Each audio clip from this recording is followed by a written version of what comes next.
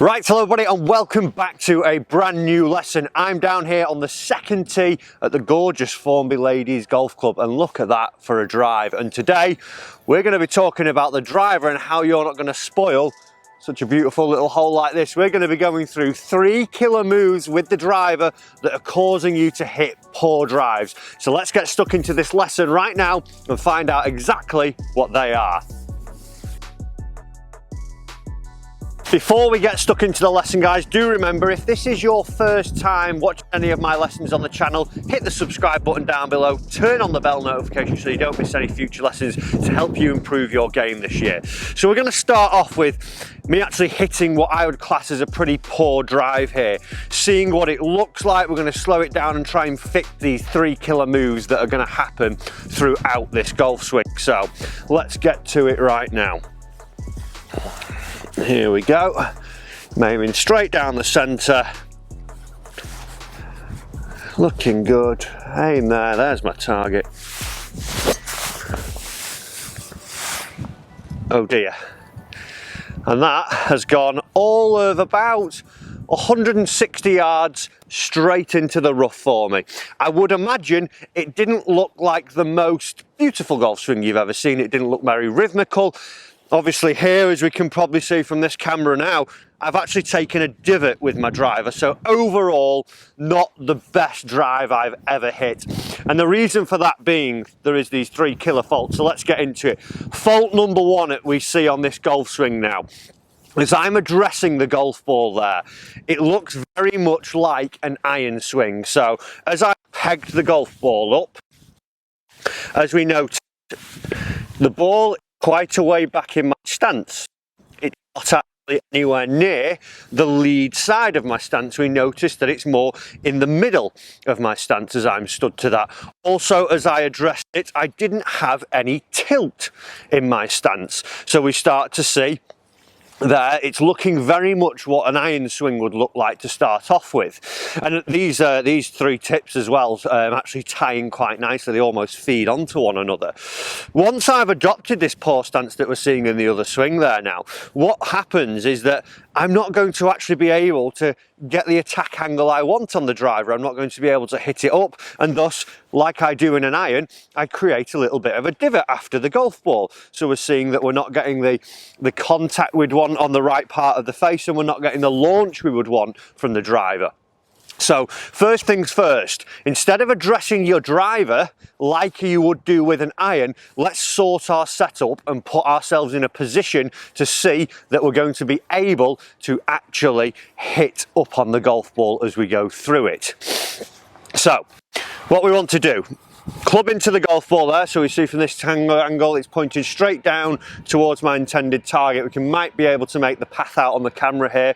I'm just aiming just down, there's a bunker in the distance, just slightly left centre of the fairway. I'm fading there, so I put the club in there, align it, and from there I align my lead heel with the golf ball. So we see now that I'm into a position where the club is just pretty straight and the ball is now lined up in towards my lead heel. I then from here want to get a little bit of tilt of the spine.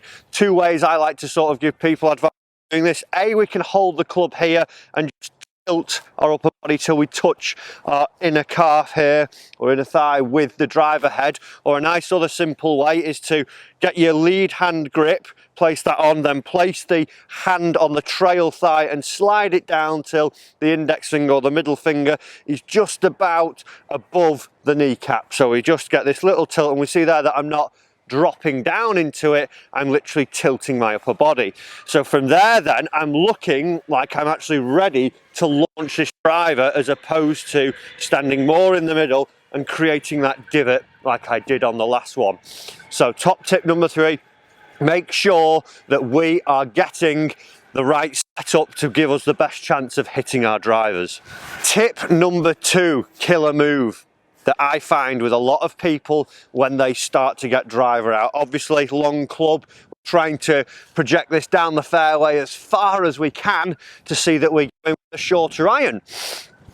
And what starts to happen is, I'd class it as a hit from the top. So what we would see from here, the upper body stalls like we see on the other swing again now, and the trail shoulder almost goes racing at the golf ball. So it's moving faster than the club head, and then in turn the club head gets thrown out steeply in front of the hands and then starts to descend on the way down and starts to get too much of a hit from the top, like I say, from the backswing into transition into the downswing. So what we want to try and do is feel that we're not actually letting our trail shoulder race out towards the golf ball. And what I like to try and get my students to do is feel that we take that good setup we just mentioned a moment ago, we swing up to the top and have a pause, and then I want them to feel that their trail elbow and trail shoulder are almost dropping at the pocket trail side now. So we'd see it